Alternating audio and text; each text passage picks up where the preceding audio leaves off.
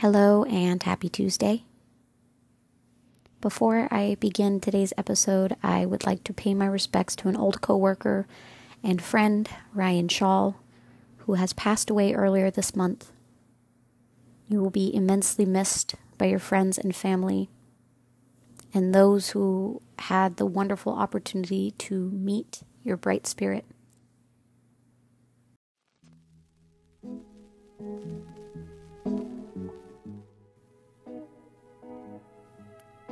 Today, I would like to talk about necessary attachments for growth. And I feel like a lot of you are going to know what I'm talking about before I really get into this, as those who have listened to my show for a while know how much I value these types of experiences and my lack of belief in accidents. We'll go through this very short blip in life, meeting a lot of different people and experiencing a lot of different relationships. Some will be successful, and some you'll find may be the opposite. Those that feel they may have experienced a majority of unsuccessful interactions, I'm speaking directly to you. These experiences show more value than you could understand. I know for a fact that I have gone through many different seasons in my life that were either bright or gloomy. That's to say that some of these seasons were extremely happy and some were not. These interactions have served to greatly alter the way I interact with people and the types of people I interact with. It's brought upon a very intentional way of interaction. I struggle sometimes due to these past negative seasons with how I interact with people, especially when some things might seem familiar or in step with my past, and how I need to, or I'm currently on the journey of learning to let go and approach new situations with fresh eyes, opposed to withered ones. And that can be tough, because we use our past experiences to give us the experience to see through certain situations that we used to approach with naivety. It's a very fine line to walk. The trick is, and I know I'm going to sound annoying and I'm going to get a lot of eye rolls, boundaries is the trick. As annoying as that may sound, boundaries are the foundation that will induce the highest chances of success and will ultimately protect you from situations that you don't want to be in. On my socials a little while back, I posted a snippet of train of thought, so to speak, after my most recent art show opening, and how grateful I was to have people who loved me and supported my passions, or one of them anyways, in attendance. It was a great experience that I should have been more happy to enjoy with a group of other amazing artists that also had distinguished passions for what they did. However, in that moment, I couldn't help but feel a small sense of disappointment. And the disappointment wasn't in my show or the pieces or the event, but within myself. I had expectations for a specific person to attend who ended up not coming. And I had this wave of feeling that I wasn't important. It was an insecurity that I have been battling with since I was a little girl. It was this misplaced insecurity only because I was placing value on the attendance from a person who hasn't supported me in my darkest moments, such as the ones in attendance. A person who, for lack of a better phrase, didn't really place much value on my passions. Not in the way that those that were in attendance have in all the time that they've known me. Unlike someone who I hadn't known for long. And I'm now realizing all of this because he demonstrated very clearly that he was dealing with things more important in his life that didn't include coddling me. And in that moment, I felt like a child again, and not in the lighthearted type of way. This was a very calculated afterthought for me, and happened far after I had demonstrated my pain and hurt over that situation. Can I call him selfish for not attending? Or an asshole? Absolutely not. Even if he may have been lying about being in high spirits earlier that day, I can't sit here with a leveled conscience and judge someone who hadn't placed the same value on me that I had on him. This attachment that I had to this person and our personal situation taught me something very specific about the way that I love, and my personalized fear of abandonment and guilt. And above all, my boundaries, my ability to set them. Later in last year, so towards the end of last year, I had mentioned to this person and others, my friends, that I wasn't willing to give portions or bits of myself sexually to people that were not interested in getting to know me or who I am or those that I love.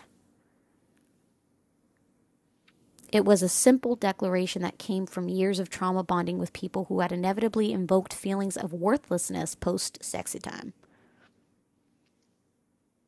I'd often sit and feel a sense of wanting and emptiness when I was in situationships or friends with benefit situations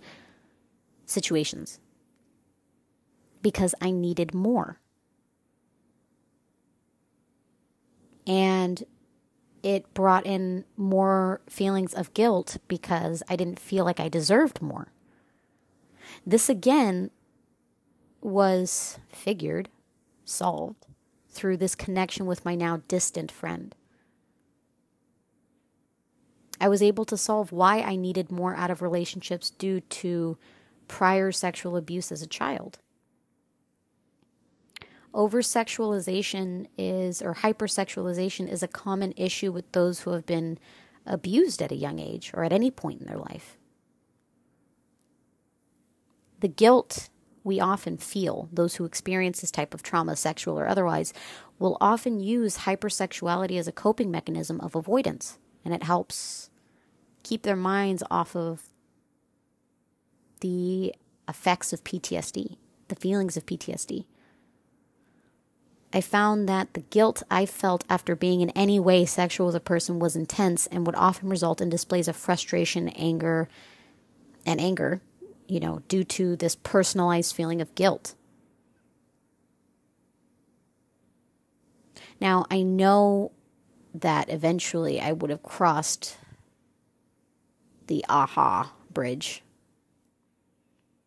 But sometimes key situations with specifically triggering individuals can help you understand more about yourself than you probably want to know. They help lower your boundary enough to understand why you may act the way you act and why you might think in a certain way. And it's more than often not intentional from the person, unless they're a licensed psychologist, right? I know now that I want a partner that can create a sense of security and safety. And that I need to work within myself to create that same sense of safety by erecting very intentional boundaries. Hypersexuality sounds hot until you realize that you're using it as a coping mechanism to avoid a real trauma response. While others may be using it to temporarily get off with no afterthought because they're not experiencing that same level of avoidance that you are.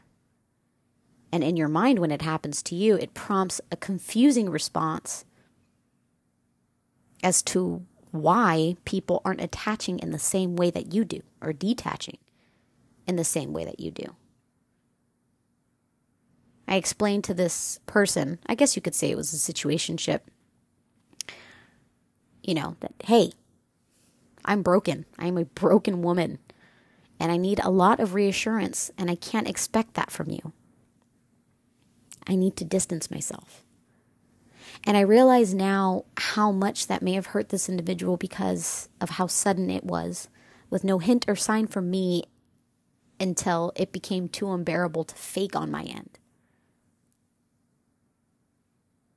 However, I realize now how important it is, like I said, to retain and erect very clear boundaries. Letting people know that you intend to let in your life, right? You're not just going to go up to random people and just be like, hey.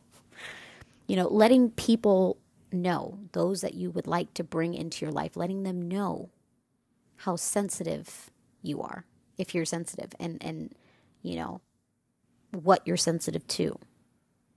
I realized after much trial and error how sensitive I am to affection, and how true affection can quite literally crumble the facade of denial that I don't need anything. It's like the plant analogy that I used a few episodes back.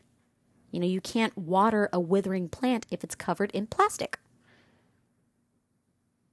Working to remove those covers that are keeping you from understanding, or more clearly understanding, your needs and wants. Through attachments, we will discover a great deal about ourselves and how we tick. We will find things within ourselves